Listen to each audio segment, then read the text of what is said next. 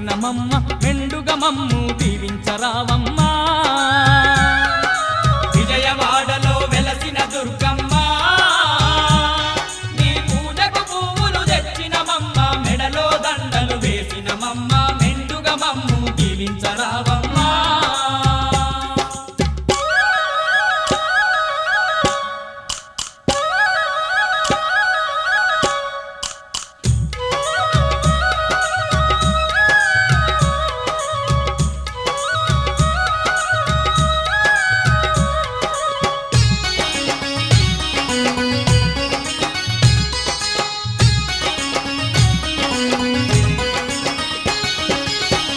పళ్ళతో పూజలు నీకు అన్న పూజలతో అర్చన